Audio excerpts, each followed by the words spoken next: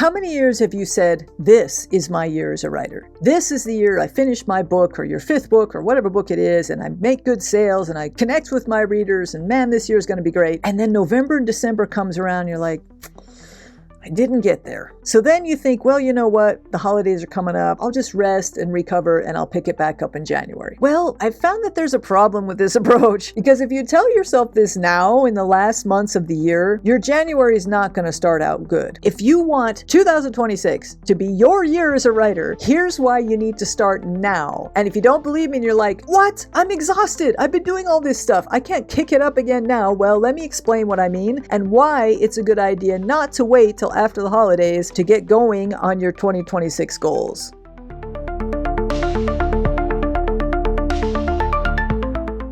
So let's talk about this kicking back for the holidays until after the new year. We think that if we do that we'll just get some much needed rest and recuperation, and then we'll kick back in January just fine, and off we go on this great 2026. And it makes sense in our brains, but it doesn't usually work in practice. Sure, we plan to do this. You may even buy a new planner, because we writers love those, right? Buy a new planner, write a few goals, and tell yourself that you're going to fresh start in 2026. But what happens? The first week, you're recovering from the holidays, right? We get back from the holidays. Well, I just need to recover from the holidays. The second week, you're like, okay, I'm not really into my routine yet. So the second week goes by. The third week, you're thinking, okay, I really need to get going on this, but you're not getting going on it. I mean, pretty soon the whole month of January is gone, and you haven't even started on the goals you wanted to hit for 2026. When this happens to us, that means we didn't just lose November or maybe just December. We just threw away a month of the new year and perhaps even more. That delay doesn't just cost us time. It eats up our energy. It breaks our rhythm. It convinces the brain that stopping to rest is normal, so why get going again? I mean, we forget what motion looks like. We doubt our ideas. We lose that spark that makes writing fun in the first place. We can't give our brains a reason to write without writing. So if you take however many weeks off over the holidays, and I'm not saying that you shouldn't, I'm just warning you that if you do that, especially if you do that for longer than like a few days, you're teaching your brain that not writing is the place to be. I mean, this happens really fast. It's kind of like when you stop working out.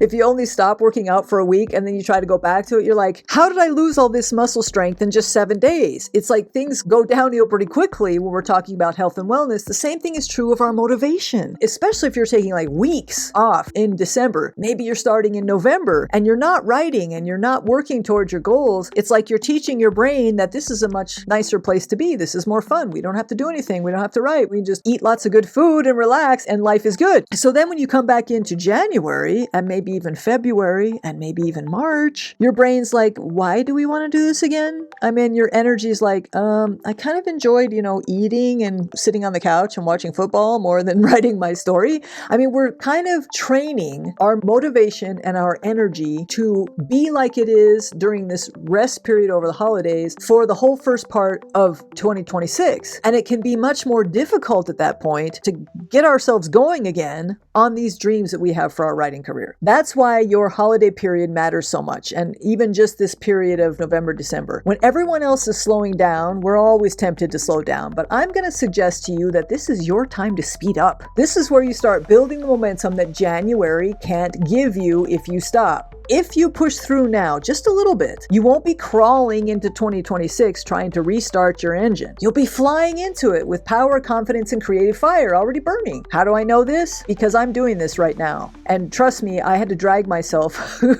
kicking and screaming into actually pumping it up in this holiday time. Between November and December, I noticed that everybody around me kind of starts slowing down. We're not going to do this now. We're just going to wait till the new year. Wait till the new year. There's a lot of waiting till the new year going on right now. And I'm very tempted to do the same because it's been a busy year and I could certainly use a vacation because of circumstances and what I'm doing in my life. And because I can't afford right now to take several weeks off to do nothing because things are building and things are happening and I don't want to be behind. So I'm actually kicking it up. And I think this is the first year I've ever really done this, at least to this level, where I'm like doing more than I usually do during the year. And I'm surprised at the results. I'm feeling more energized, not less. I'm feeling ready to do more. more, not less. I'm like not feeling burned out at all because what I'm doing feeds me. What I'm doing feeds my motivation and my energy and makes me want to do more of it. So it's like, this is all good. And I know that I'm going to go charging into January, producing and enjoying what I'm producing, enjoying what I'm doing. If you're in a place where you don't think that's going to work and you think you need the rest, I'm not saying don't do that. I'm just saying that I have learned by doing this year that, wow, there's some major benefits here.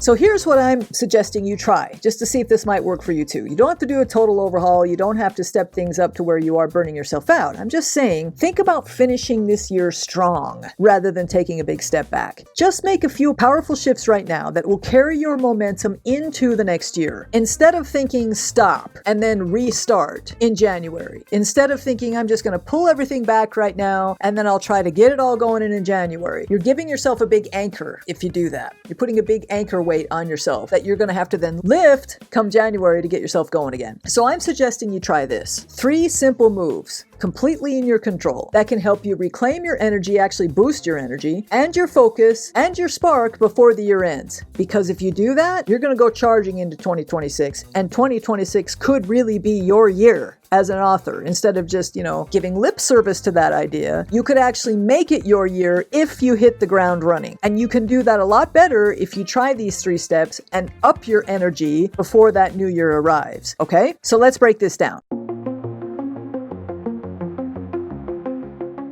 The first move is to stop. I'm not trying to confuse you here because I just said I don't want you to stop, but there are some things I do want you to stop. That is step number 1. The truth is that you can't build momentum if you're dragging dead weight behind you. And right now, most of us writers are hauling things that are quietly draining the life out of our creative energy. Maybe it's a project that you're trying to force through that's already gone flat on you, or maybe it's the guilt of all the things you didn't do this year that's weighing on you, or maybe it's mental clutter, too many tabs open, too many projects, too many expectations, screaming for your attention. Whatever it is, it's stealing fuel from the engine you're trying to start right now. So I would suggest writing down everything you're doing in service to your writing life and then choose which ones you're going to stop. Stop chasing goals that don't excite you anymore. Stop feeding the habits that are draining your focus before you even sit down to write. Stop carrying stories about what you, quote, should have done by now, because every ounce of energy that you free from what's not working becomes power you can then redirect toward what will. So what you're doing here is simply releasing what may already be burning you out. So try this tonight. Grab a notebook and draw a line down the middle and label one side what's draining me and label the other side what I'm going to let go of. And then be brutally honest with yourself. On the left, jot down what's been weighing on you and maybe projects you're avoiding or stories that you started that no longer alive for you, or expectations that feel heavy, small things maybe that make you dread sitting down to write. And then look at that list and ask yourself, if I stopped giving energy to just one of these things right now, which one would make everything else feel easier or feel lighter? Circle that one. And then write it again on the right side under what I'm going to let go of. That's your stop. Whatever it is, you're reclaiming your power by letting go of that. So you can't speed up until you cut the drag. And this is how you do that. The second move is you start. First move is stop, second move is start. Once you've cleared the drag, it's time to rebuild your movement. And you start by creating one small source of momentum that you can actually keep. Because motion doesn't come from just discipline, it comes from direction. You need a spark that makes you want to show up for your writing life. So maybe pick one action that makes you feel like a writer again. It might be outlining a single scene, or writing one paragraph before bed, or even setting a 10-minute timer and letting yourself write anything that comes to mind, no matter how messy or unfiltered it might be. Then anchor that action to something you already do every day. So after your morning coffee, or after work, or right before you close the laptop at night, you do this thing, whatever it is that gives you energy. Attach it to something automatic so that it becomes part of your daily rhythm, so that you're not waiting for motivation to do this, but you're actually creating it. Motivation doesn't come first. What causes it comes first. So whatever typically motivates you in the writing life, whether that be writing a little bit, or outlining, or doing a character backstory, or brainstorming some new ideas, whatever it is that gives you energy, you want to add more of that into your regular life. And so anchoring it to something you regularly do is a really good way to stoke your momentum and stoke your motivation and your energy, because the more you do the things that motivate you, the more motivated and energized you're going to feel.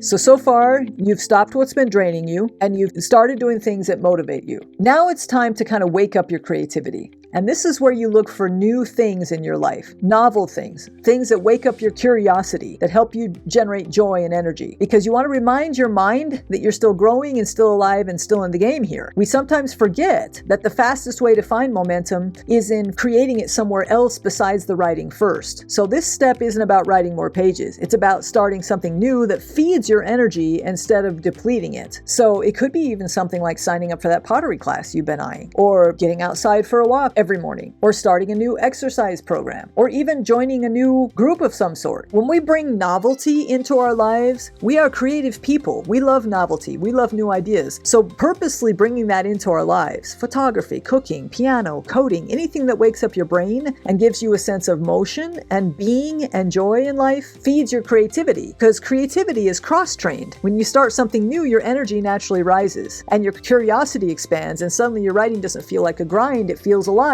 because you're doing other things in your life that feel alive. So you're not trying to distract yourself here. You're just trying to ignite that energy with some novelty. This has really worked for me, because right now I'm working on a new project. I have a second YouTube channel and another project I'm working on to help people through life transitions. This project has lit a fire under me, and November is going to be one of my busiest months this year because of it, but that's a good thing, because I'm building up all this positive energy that's going to carry me into 2026 in both that project and my writing. So it's cool how this works. Start something new that excites you, something that reminds you what energy and excitement feels like. And do it now, so that by the time January hits, you're already running on a full tank.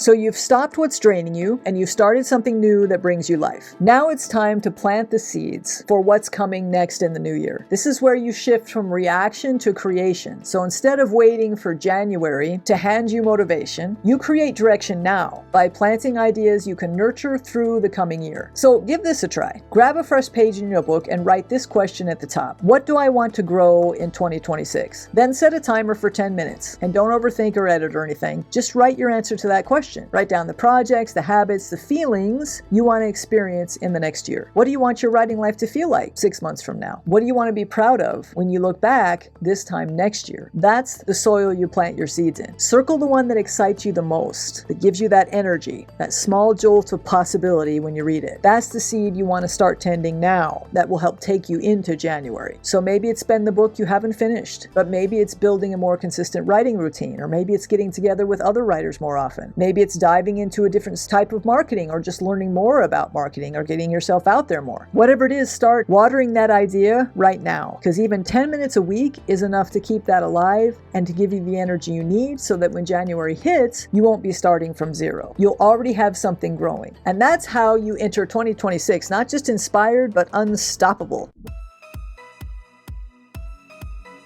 So, your mission of the week, if you choose to accept it. Choose one thing you're letting go of, that you're stopping, and close the door on that. Choose one thing you're starting, start doing that. Choose one new action this week, just one new spark, and schedule it. And then choose one idea that you're going to plant for 2026. Do these things, and by this time next week or the week after, you'll already be light years ahead of the writer who decides to stop and just wait till after the new year. And if you want to understand what fuels your energy as a writer, be sure to take the free Master Writer Mindset quiz at the link below. You'll find out your mindset type and get tools that make it easier to keep your momentum going. And hey, I'm doing this right alongside you. I was ready to slow down too and leave it all for January, but I found this new rhythm and it actually feels really good. So let's finish this year strong. If you like this video, please give it a like and subscribe, and I'll see you next time.